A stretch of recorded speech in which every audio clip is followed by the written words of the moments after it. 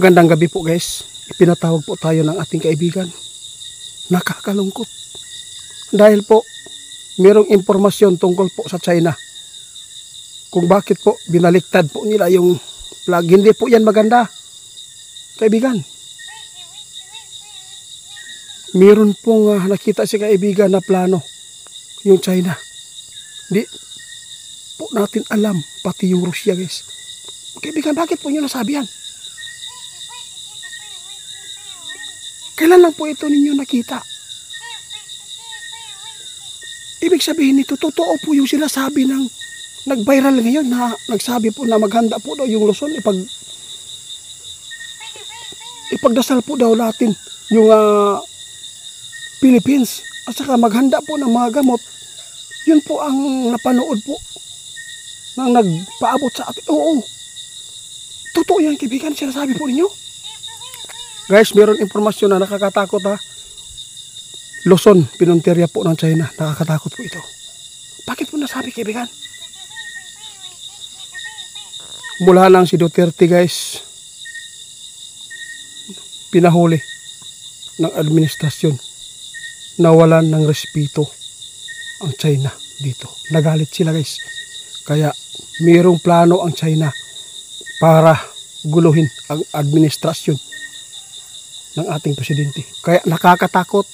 Luzon, pinuntirya na ng China dahil po sa ginawa. Ipapakita po ng China kung anong ginawa po nila kay Duterte. Kaya gusto po niya na lusubin ang Pilipinas. Kaya nakakatakot po ito, kaibigan.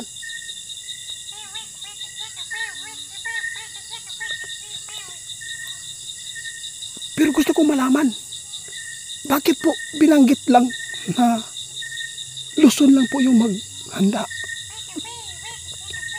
Ang Mindanao, di ba malaking city din po yung Davao, bakit po hindi po nabanggit ito?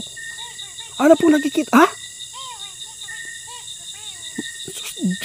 Guys, ito lang masabi namin, babala lang po ito ha. Hindi lang po tayo magpanik kasi nakita ng ating kaibigan, no? Yung flag natin ay parang nawalan po respeto, no? Binaliktad. Hindi maganda yon, sabi ng ating kaibigan. Nakita nila kaibigan ngayon na may plano po ang China mula nang wala na si Duterte dito. At saka napakasakit po ito. Marami tayong kamag-anak po, kaibigan. Oo. Bakit po nyo nasabi na hindi pinuntirya ang Mindanao? Anong ibig sabihin nito? Ha? Nakita ng ating kaibigan ang pinuntirya po ngayon, yung Luzon. Kasi po nandyan po yung Malacanang administrasyon natin, si Bongbong. Nakakatakot po ito guys. Nakakaawa yung isinti. Dapat po maghanda kayo ha. Hindi naman po ito pananakot. Basta handa lang. Yun lang po talaga ang aming masabi. Pagdasal po natin na hindi po magkatotoo ito. Kasi nakita ng ating kaibigan na pinuntirya po ngayon ang Manila, yung Luzon. Mula nang si Duterte ipinapahuli, no, ng presidente sa ICC. Kaya nagalit po sila, nawalan po ng respeto. Grabe, hindi ako makapaniwala ito, kaibigan. Ang Luzon lang po ang pinuntirya, hindi sali po yung Mindanao. Totoo yan. Sa lahat po ng makapanood sa ato ang video karon, pakishare ha. Pag-amping na lang mo.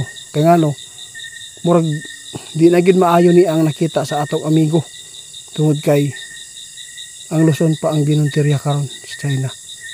Nais nilang gumawa ng kaguluhan dito. Maghasik po ng lagim para po ay maipakita sa ating presidente kung gaano ang kanilang galit po ngayon sa kanilang ginagawa kay Duterte. Ang Mindanao, walang nakita si kaibigan na delikado. Yun po ang totoo. Dahil po ba sa kagagawan po ng administrasyon, kaya ang Manila na lang ang pinuntirya para lang po masaktan po sila doon. Paano na lang yung inosente? Wala naman pong kamalay-malay sila. Wala naman po silang kasalanan, kaibigan. Bakit po nila gagawin ito? Amping lang ta ha. Dili ba ni panghadlok? Basta ang nakita ni kaibigan katong nagpaabot og babala, no? Sa nagpuyo siya taga ibang bansa man yun, no? Pilipino. Na dapat po daw mag-ingat at maghanda yung taga Luzon dahil po ay mayroon pong magaganap na hindi maganda.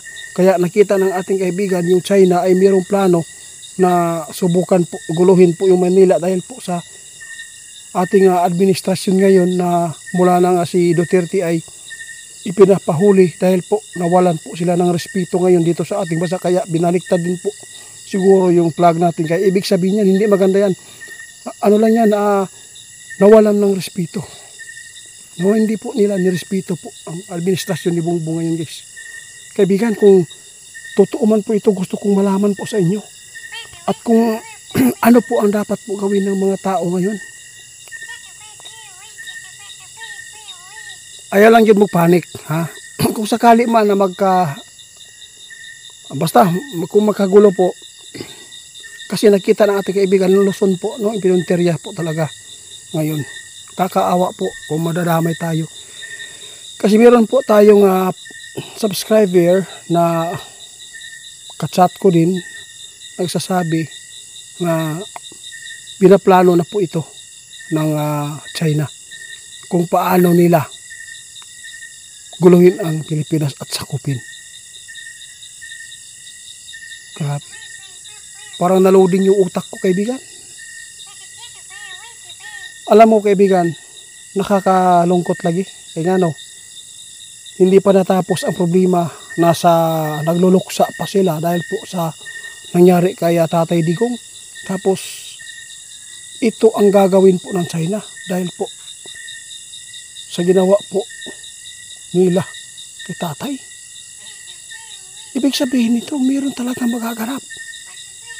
Napakaswerte yung Mindanao. Ha? Hindi madadamay.